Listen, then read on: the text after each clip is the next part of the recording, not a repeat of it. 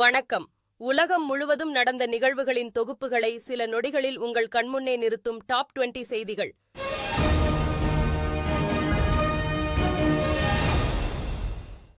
கலைஞரின் கனவு இல்லம் திட்டத்திற்கு தமிழ்நாடு அரசால் 3500 கோடி நிதி ஒதுக்கீடு செய்யப்பட்டுள்ளது. இதன் மூலம் 2030ஆம் ஆண்டிற்குள் ஊரக பகுதிகளில் 6 வருடங்களில் 8 லட்சம் வீடுகள் புதியதாக கட்டித்தரப்படும் என தெரிவிக்கப்பட்டுள்ளது. தமிழகம் முழுவதும் உள்ள கூட்டுறவு மொத்த விற்பனை நிலையங்களில் சிறப்பு பொங்கல் தொகுப்புகள் விற்பனை செய்யப்படும் என கூட்டுறவுத்துறை அமைச்சர் பெரிய கருப்பன் தெரிவித்துள்ளார்.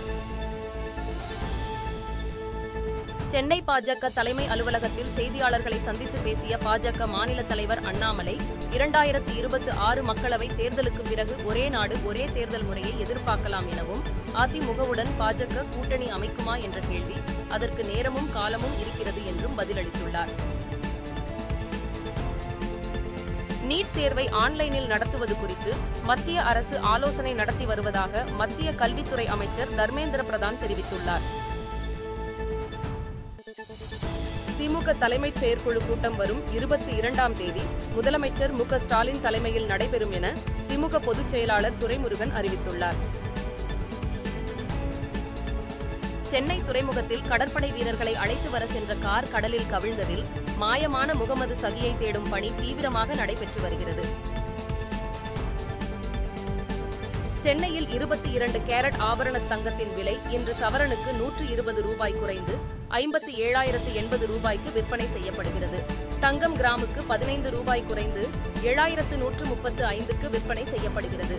மேலும் வெள்ளி விலை மாற்றமின்றி 1 கிராம் 100 ரூபாய்க்கும் 1 கிலோ வெள்ளி 1 லட்சம் ரூபாய்க்கும் விற்பனை செய்யப்படுகிறது. தமிழகத்தில் விட டெல்லியில் பல மடங்கு குளிர்ச்சியான சூழல் நிலவி வருவதால் பொதுமக்கள் அவதியடைந்தனர். அதன்படி குறைந்தபட்ச வெப்பநிலை 7.4 டிகிரி செல்சியஸாக பதிவாகியுள்ளது. நேற்று நடைபெற்ற நாடாளுமன்ற கூட்டத்தொடரில் அம்பேத்கரை அவமதித்த அமித்ஷாவை மன்னிப்பு கேட்க வலியுறுத்தி எதிர்க்கட்சித் தலைவர் ராகுல் காந்தி கடும் கண்டனம் தெரிவித்துள்ளார். கேரளாவில் உரிய அனுமதி பெறாமல் பணிக்கு வராமல் இருந்த 36 அரசு மருத்துவர்கள் பணி நீக்கம் செய்து உத்தரவு பிறப்பித்துள்ளனர்.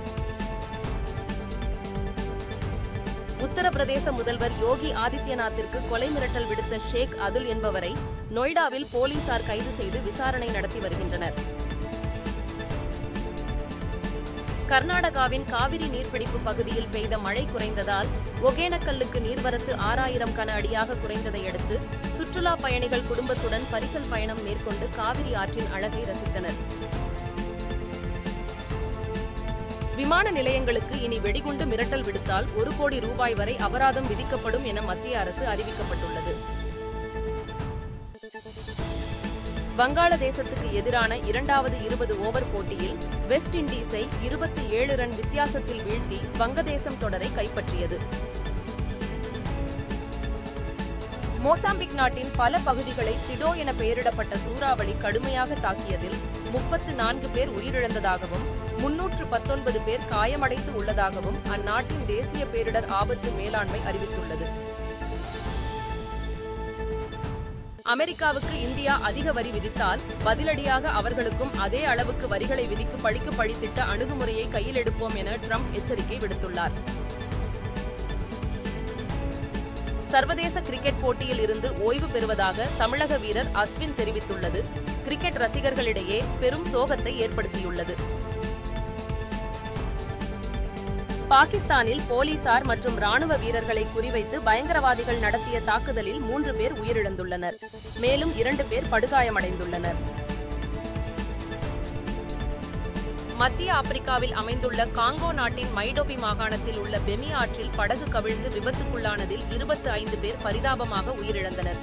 மேலும் மாயமானவர்களை தேடும் பணி தீவிரமாக நடைபெற்று வருகிறது. அமெரிக்காவின் அலபாமாவைச் சேர்ந்த டோவானா லூனி என்ற பெண்ணுக்கு மரபணு மாற்றப்பட்ட பன்றியின் சிறுநீரகம் பொருத்தப்பட்டதில் முன்னேற்றம் ஏற்பட்டுள்ளதாக மருத்துவர்கள் தெரிவித்துள்ளனர். இத்துடன் டாப் 20 செய்திகள் நிறைவு பெறுகிறது. உலகில் நடக்கும் நிகழ்வுகளை துல்லியமாக தெரிந்து கொள்ள பாருங்கள் AI இன் டாப் 20 செய்திகள்.